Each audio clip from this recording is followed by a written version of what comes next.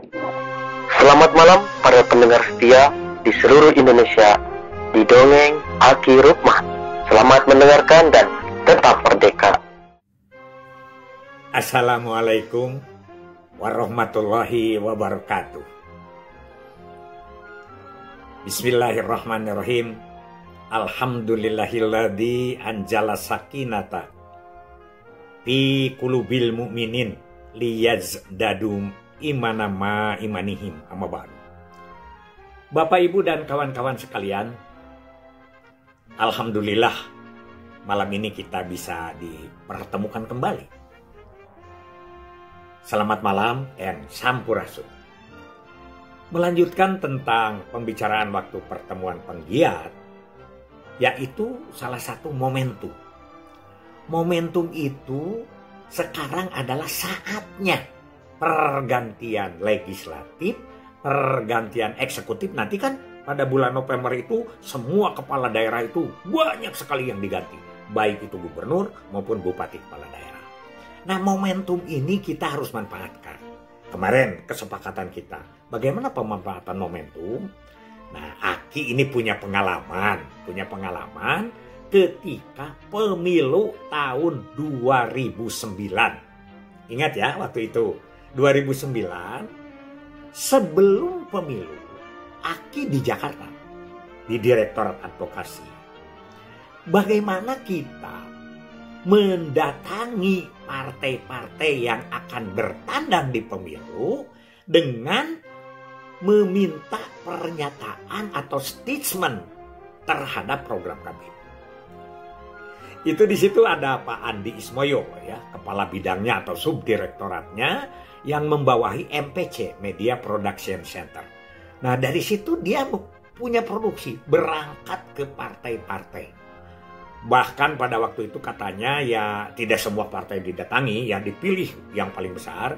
Dan ada yang langsung statementnya itu salah satu partai yaitu Gerindra. Yaitu waktu itu adalah Pak Wiranto. Yang lainnya ada yang sekjennya, ada yang lainnya. Di situ ditanya oleh kita, bagaimana Bapak kalau partai Bapak menang? Nah, ini komitmen terhadap KB-nya. Maksud kami akan ini sebarkan ke bawah kepada pengelola di tingkat provinsi, kabupaten, kecamatan, dan desa untuk menjadi pertimbangan dalam memilih nanti dia di pemilu yang akan datang. Gitu. Jadi itu seolah-olah dia juga kampanye. Mau Pak, mau. Dan mungkin ada beberapa itu ya, kalau tidak hilang itu masih ada arsipnya di MPC. Di sana di Jakarta. Nah begitu. Jadi pra pemilu itu harus dilakukan. Tapi kan sekarang sudah kelewat. Tapi masih ada. Saatnya sekarang siapa? Para bupati wali kota yang akan bertandang. Calon ya. Calon bupati wali kota yang akan bertandang. Bila perlu calon gubernur dan sebagainya.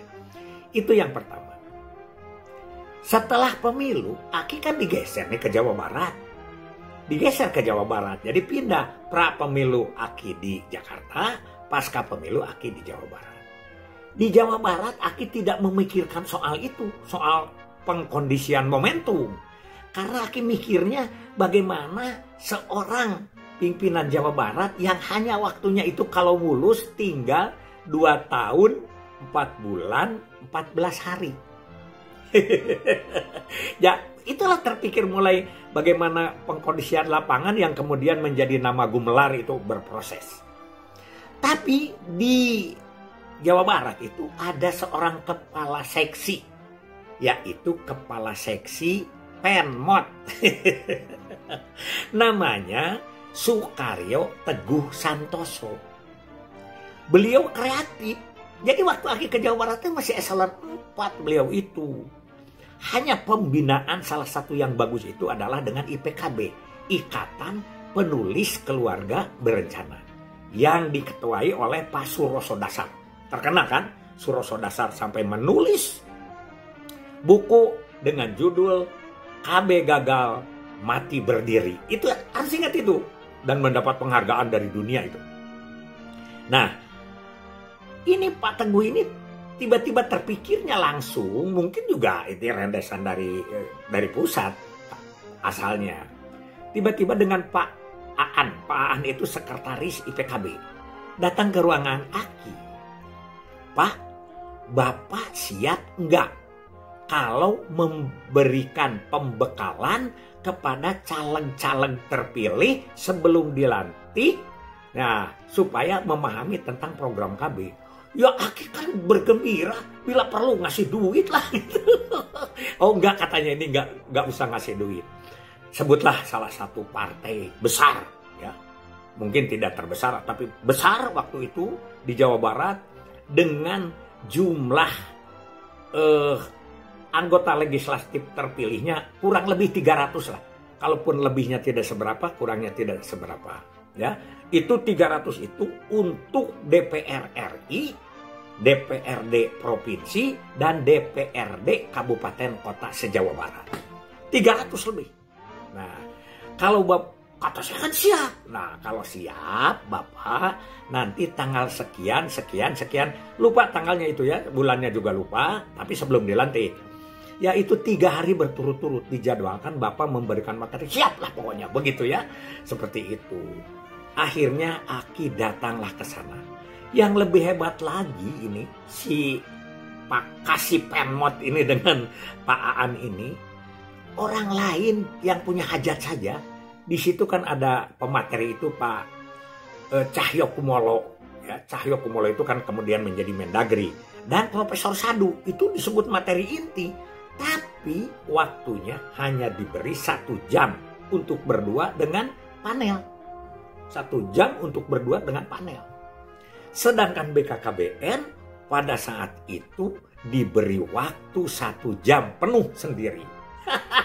Hebat.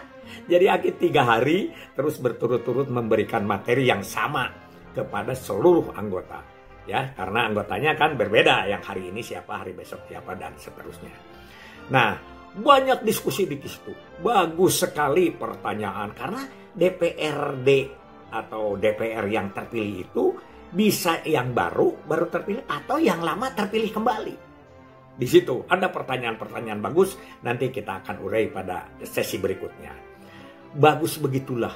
Sehingga kita diakui dan semua orang paham. Terutama kepada yang belum. Yang sudah pun banyak yang tidak ngerti. Dan alhamdulillah di luar dugaan. Kan kita tuh butuh pada mereka. Tapi ini enggak. Malah pulang tuh keluar Aki disuruh nanda tangan. honor, nanda tangan begitu. Disuruh nanda tangan. Ya Aki alhamdulillah lah. Padahal tidak pun nggak apa-apa. Bener ini mah. Karena di kita duit mah banyak. Justru kita perlunya komitmen. Pas dilihat, Aki agak sedikit seloroh ya. Dengan siapa? Dengan Pak JJ Wiradinata. Pak JJ Wiradinata itu sekarang menjadi Bupati Pangandaran. 2 periode ya, 2 periode. Dulu pernah bersaing dengan Aki juga karena Aki pro Pangkot. Dulu pernah, beliau kan calon Ciamis yang kalah sama Pangkot, kemudian nyalonkan lagi di Pangandaran. Saya nanya ke Pak JJ, Pak JJ, terima kasih. Karena beliau dulu ngomongnya, terima kasih Pak Rukman, katanya saya udah dibekelin ini semua kawan-kawan saya se-Jawa Barat. Terus saya bilang, Pak, saya yang harus terima kasih. Ini lagi sudah diberi kesempatan, juga saya ini diberi honor. Ya enggak apa-apa, biasa itu Pak, cara Indonesia kami. Tapi saya akan nanya honornya. Kenapa gitu Pak Rukman? Honornya itu kan berbeda-beda Pak. Hari ke-1 Aki mendapat kurang lebih 2,7 JT, 2,7 juta. Hari kedua 1.600.000. Hari ketiga malah cuma 700.000. Kenapa ini beda-beda begini? Oh, kalau di partai kami begini Pak, katanya, bahwa untuk melaksanakan penataran ini biayanya iuran dari anggota yang terpilih itu. Nah, jadi honor penceramah, biaya penyelenggaraan sesuai dengan jumlah iuran yang ada. Kan Pak Rukman kemarin pada hari pertama itu penuh katanya. Hari kedua tinggal setengahnya. Hari ketiga itu sisa-sisanya saja yang tidak bisa hadir pada hari 1 dan kedua. Jadi itu dia itu diwajibkan tapi tidak saklek harus hari itu. Ada pilihan 3 hari. Begitu. Wah, ini pengalaman yang luar biasa.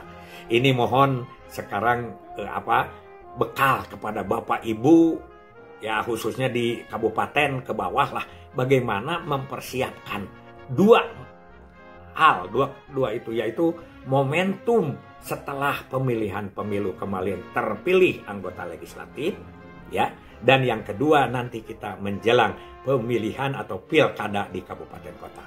Semoga menjadi bekal. Wassalamualaikum warahmatullahi wabarakatuh.